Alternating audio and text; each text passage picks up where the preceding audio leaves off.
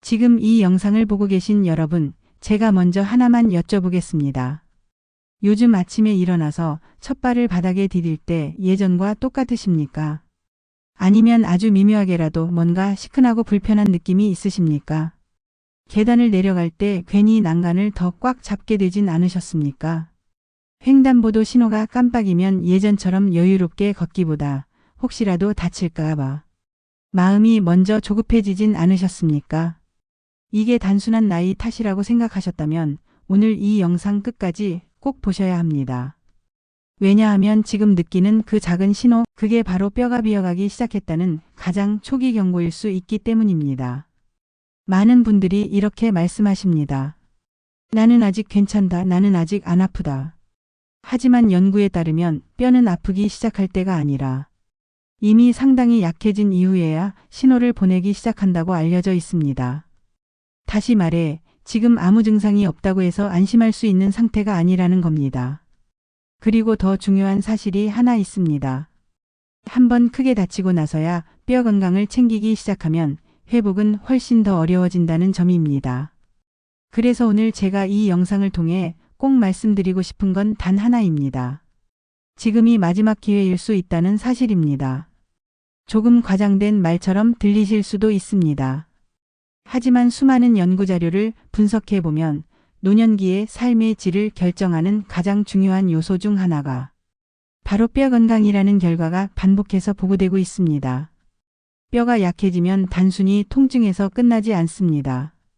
걷는 것이 두려워지고 움직임이 줄어들고 결국 일상의 자유까지 잃어버리게 됩니다.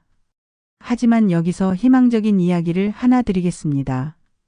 의학계에서는 꾸준한 생활 습관 변화만으로도 뼈의 밀도와 기능이 충분히 개선될 수 있다는 연구 결과들이 보고된 바 있습니다. 즉, 지금부터라도 제대로 시작하면 늦지 않았다는 뜻입니다. 여러분의 뼈는 아직 회복될 가능성이 있습니다. 그리고 오늘 이 영상에서는 그 방법을 아주 단순하게 하지만 과학적인 근거를 바탕으로 알려드리려고 합니다. 복잡한 운동도 아닙니다. 비싼 영양제도 아닙니다. 하루에 단 한 번 아주 간단한 습관 하나입니다. 꿀 한 스푼. 그리고 단 하나의 식재료. 이 두 가지만 제대로 활용하면 비어가던 뼈를 다시 채우는 데 도움을 줄 수 있습니다. 이건 단순한 민간요법 이야기가 아닙니다. 우리 몸의 작동 원리와 영양 흡수 구조를 이해하면 충분히 설명이 되는 과학적인 이야기입니다. 오늘 이 영상이 끝날 때쯤이면 여러분은 분명 이렇게 생각하게 되실 겁니다. 아, 이건 오늘부터 바로 시작해야겠구나. 그리고 저는 그 결심 하나가 여러분의 5년 뒤, 10년 뒤의 걸음걸이를 완전히 바꿔놓을 수 있다고 확신합니다. 지금 이 순간에도 뼈는 조용히 변하고 있습니다. 채워지고 있을 수도 있고 반대로 조금씩 비어가고 있을 수도 있습니다.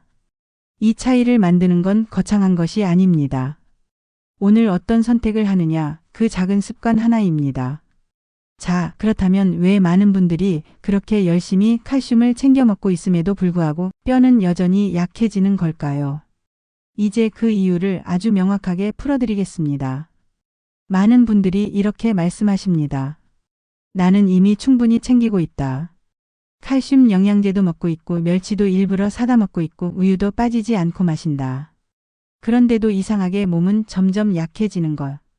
갖고 무릎은 더 시큰거리고 아침에 일어날 때마다 몸이 더 무겁게 느껴진다고 하십니다. 여러분, 이 지점에서 반드시 우리가 방향을 다시 잡아야 합니다. 왜냐하면 지금까지 우리가 알고 있던 방식, 그 방식 자체가 절반만 맞는 이야기일 가능성이 높기 때문입니다.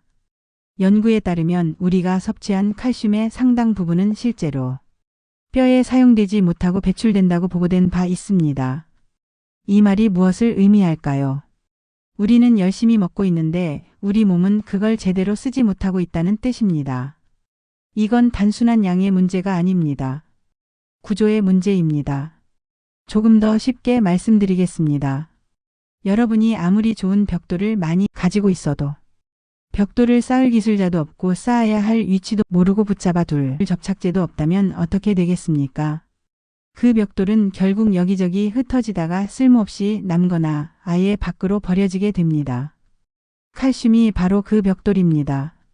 우리 몸은 매일 칼슘이라는 재료를 공급받고 있습니다. 하지만 그 재료를 뼈에 정확하게 쌓아 올리는 시스템이 제대로 작동하지 않으면 그 모든 노력은 거의 의미가 없어질 수 있습니다. 연구에 따르면 칼슘은 체내에서 매우 이동성이 높은 미네랄로 알려져 있습니다. 즉, 한 곳에 머무르기보다는 계속 이동하려는 성질을 가지고 있습니다. 그래서 이 칼슘이 어디에 자리 잡느냐가 굉장히 중요합니다. 문제는 나이가 들수록 이 자리 잡는 능력이 떨어진다는 점입니다. 젊을 때는 우리 몸이 알아서 균형을 맞춥니다. 필요한 곳으로 보내고 필요 없는 것은 배출하고 전체적인 균형을 유지합니다. 하지만 나이가 들면 이 시스템이 점점 흐트러집니다. 연구에 따르면 노화가 진행될수록 미네랄 대사와 관련된 기능이 저하되고 특히 칼슘의 체내 유지 능력이 감소하는 경향이 있다고 보고된 바 있습니다. 그래서 어떤 일이 벌어지느냐? 먹어도 남지 않습니다. 계속 들어오는데 계속 빠져나갑니다. 마치 물이 새는 통에 물을 붓는 것과 같은 상태가 되는 겁니다. 여기서 많은 분들이 더 큰 실수를 하게 됩니다. 그럼 더 많이 먹으면 되겠네. 이렇게 생각하시죠. 하지만 문제는 그렇게 단순하지 않습니다. 연구에 따르면 필요 이상으로 섭취된 칼슘은 오히려 다른 부위에 축적될 수 있다고 알려져 있습니다. 대표적인 것이 바로 혈관입니다. 원래 뼈로 가야 할 칼슘이 방향을 찾지 못하고 혈관벽에 쌓이게 되면 혈관은 점점 딱딱해지고 탄력을 잃게 됩니다. 이것이 반복되면 어떤 일이 생길까요? 혈액의 흐름이 둔해지고 산소와 영양 공급이 원활하지 않게 되고 결국 전신의 기능이 떨어지게 됩니다. 여러분, 이건 굉장히 중요한 포인트입니다. 우리는 뼈를 살리기 위해 칼슘을 먹고 있는데 잘못된 방식으로 접근하면 오히려 몸 전체의 균형을 깨뜨릴 수도 있다는 겁니다. 그래서 의학계에서는 이렇게 이야기합니다. 칼슘은 많이 먹는 것이 아니라 제대로 작동하게 만드는 것이 핵심이다. 이제 여기서 중요한 개념이 등장합니다. 바로 흡수, 유지, 그리고 정착입니다. 첫 번째, 흡수. 입으로 들어온 칼슘이 장에서 제대로 흡수되어야 합니다. 두 번째, 유지. 흡수된 칼슘이 소변으로 빠져나가지 않고 몸 안에 머물러야 합니다. 세 번째, 정착. 그 칼슘이 정확하게 뼈라는 목적지에 자리 잡아야 합니다. 이 세 단계 중 하나라도 무너지면 아무리 좋은 음식을 먹고 아무리 비싼 영양제를 먹어도 결과는 달라지지 않습니다. 지금까지 많은 분들이 효과를 못 느끼셨던 이유가 바로 여기에 있습니다. 단 한 단계만 보고 있었기 때문입니다. 먹는 것만 신경 쓰고 그 이후의 과정은 전혀 고려하지 않았던 겁니다. 여러분의 잘못이 아닙니다. 이건 아무도 자세히 설명해 주지 않았기 때문입니다. 그래서 저는 오늘 이 세 단계를 모두 해결할 수 있는 방법을 말씀드리려고 합니다. 단순히 칼슘을 넣는 방법이 아니라 칼슘을 붙잡고 정확한 길로 보내고 뼈에 단단하게 자리 잡게 만드는 방법입니다. 이게 바로 오늘 이야기의 핵심입니다. 그렇다면 이제 질문을 하나 드려보겠습니다. 우리 몸 안에서 칼슘이 빠져나가지 않도록 붙잡아 주고 혈관이라는 길을 깨끗하게 정리해주고 영양이 정확하게 전달되도록 돕는 역할을 하는 것은 무엇일까요? 그리고 또 하나입니다. 그렇게 준비된 길 위에 정말 충분한 양의 칼슘을 채워 넣을 수 있는 식재료는 무엇일까요? 이 두 가지가 동시에 맞아떨어질 때 비로소 뼈는 다시 채워지기 시작합니다. 이제 그 답을 하나씩 풀어드리겠습니다. 여기서부터가 진짜 중요한 내용입니다. 이제부터가 정말 중요합니다. 앞에서 말씀드린 문제, 즉 칼슘이 들어와도 제대로 쓰이지 못하는 구조. 이걸 해결하지 않으면 아무리 좋은 걸 드셔도 몸은 바뀌지 않습니다. 그래서 지금부터는 그 해결의 핵심 원리를 말씀드리겠습니다. 여러분, 우리 몸을 하나의 도시라고 한번 상상해 보십시오. 그리고 뼈를 그 도시를 지탱하는 건물이라고 생각해 보시면 이해가 훨씬 쉬워집니다. 이 도시에는 수많은 도로가 있습니다.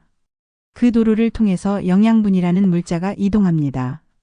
그런데 나이가 들수록 이 도로에 문제가 생깁니다. 연구에 따르면 노화가 진행되면서 혈관의 탄력은 감소하고 내벽에는 염증과 노폐물이 쌓이기 쉬워진다고 보고된 바 있습니다. 이게 무슨 의미냐?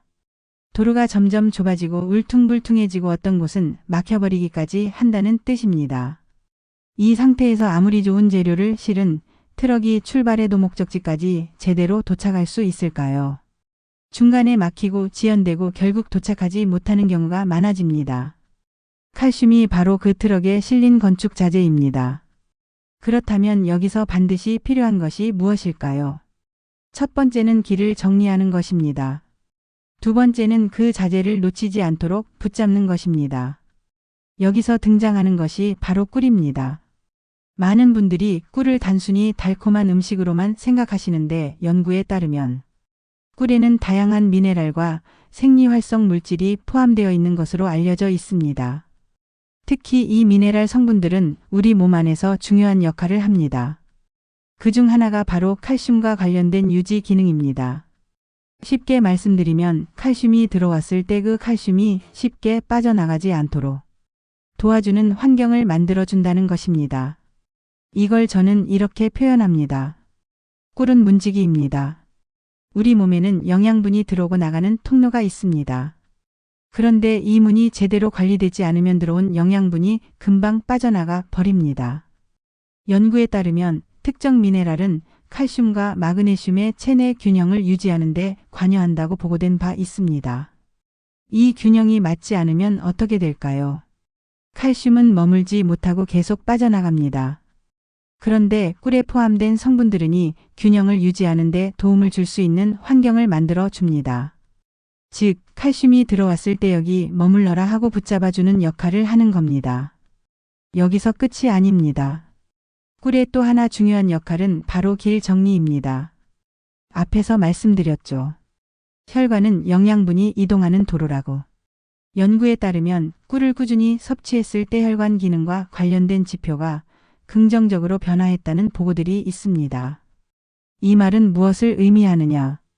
막혀있던 길이 조금씩 정리되고 좁아졌던 통로가 조금 더 원활해질 수 있다는 가능성을 의미합니다. 길이 좋아지면 어떤 일이 벌어질까요? 그동안 도착하지 못했던 영양분들이 이제는 목적지까지 도달할 수 있게 됩니다. 뼈는 살아있는 조직입니다.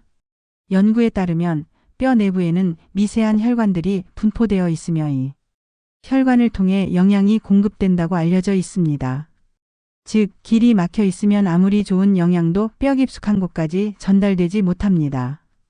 그런데 꿀이 이 길을 정리해주는 역할을 한다면 그 다음 단계가 가능해집니다. 이제 남은 건 무엇일까요? 바로 채우는 것입니다. 길도 열렸고 빠져나가지 않게 붙잡을 준비도 됐습니다. 그렇다면 이제는 제대로 된 재료를 충분히 넣어줘야 합니다. 여기서 등장하는 두 번째 핵심 식재료가 바로 검은깨입니다. 왜 하필 검은깨일까요? 그 이유는 단순합니다.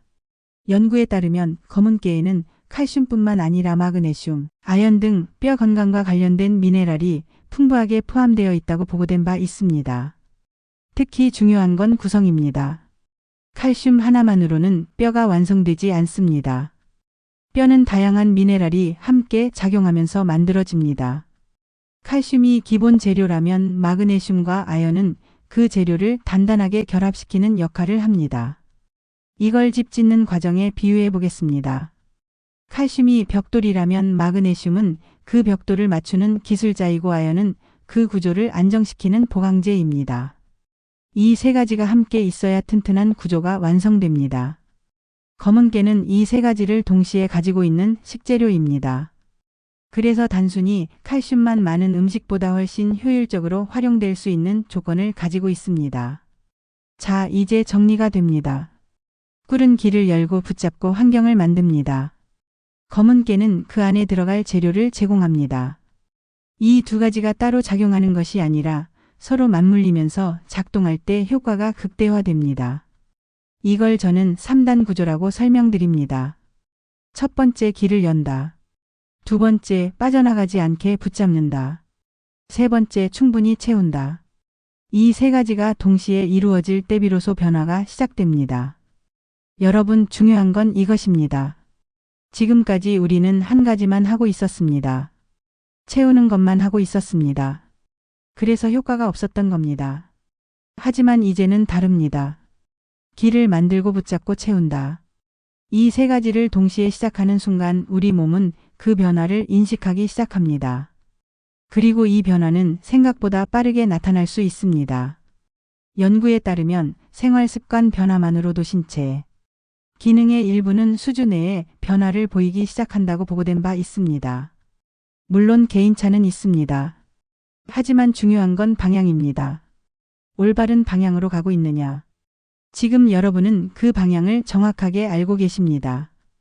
이제 남은 건 단 하나입니다. 이걸 어떻게 실천하느냐입니다. 아무리 좋은 원리를 알아도 실제로 해보지 않으면 아무 일도 일어나지 않습니다. 그래서 다음 단계에서는 이 두 가지를 가장 효과적으로 활용하는 방법, 즉 언제, 어떻게, 얼마나 먹어야 하는지 가장 현실적인 방법을 구체적으로 알려드리겠습니다. 여기서부터는 바로 실천입니다. 자, 이제 가장 중요한 단계입니다. 지금까지 원리를 이해하셨다면 이제는 반드시 실천으로 옮기셔야 합니다. 많은 분들이 여기서 멈춥니다. 아, 좋은 이야기다. 아, 맞는 말이다. 그렇게 생각하고 끝내버립니다. 하지만 여러분, 건강은 이해하는 순간 바뀌는 것이 아니라 실천하는 순간부터 바뀌기 시작합니다. 그래서 지금부터는 이 꿀과 검은 깨를 어떻게 먹어야 우리 몸이 실제로 반응하기 시작하는지 아주 구체적으로 그리고 누구나 따라 할 수 있게 말씀드리겠습니다. 먼저 가장 중요한 것부터 말씀드리겠습니다. 꿀입니다. 꿀은 아무거나 드시면 안 됩니다. 연구에 따르면 천연벌꿀에는 다양한 미네랄과 효소가 포함되어 있는 것으로 알려져 있지만 가공된 꿀이나 설탕을 먹여 만든 꿀에는 이러한 성분이 충분하지 않을 수 있다고 보고된 바 있습니다. 이게 굉장히 중요한 차이입니다. 겉으로 보기에는 똑같이 꿀처럼 보이지만 우리 몸에 들어갔을 때 작용은 완전히 다를 수 있습니다. 그래서 반드시 기억하셔야 합니다. 천연 벌꿀을 선택하셔야 합니다.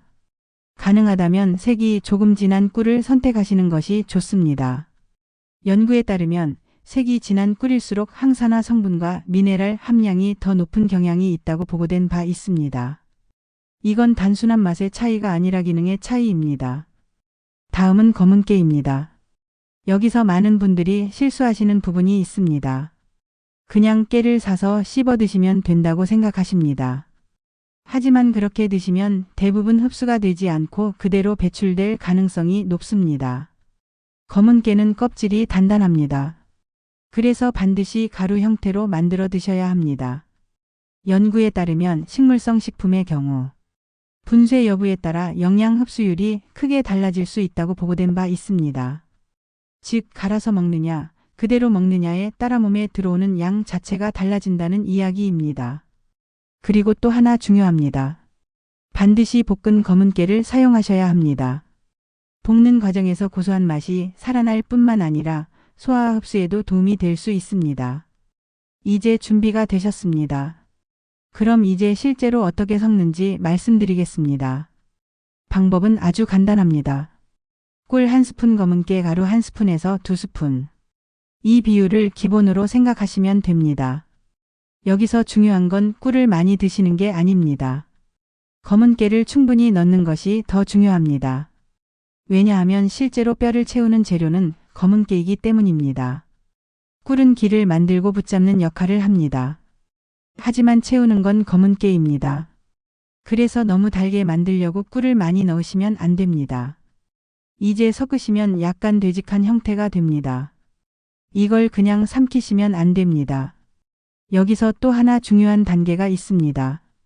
입안에서 충분히 씹으셔야 합니다. 왜냐하면 입안에서 침과 섞이는 과정이 소화와 흡수의 첫 단계이기 때문입니다. 연구에 따르면 소화 과정은 입에서부터 시작되며 이 과정이 충분하지 않으면 이후 흡수에도 영향을 줄 수 있다고 보고된 바 있습니다. 그래서 이걸 그냥 넘기지 마시고 꼭꼭 씹어서 드셔야 합니다. 그리고 나서 따뜻한 물을 함께 드시면 좋습니다. 여기서 따뜻한 물이라는 게 중요합니다. 너무 뜨거운 물은 꿀의 일부 성분에 영향을 줄 수 있기 때문에 미지근한 정도의 물이 적당합니다.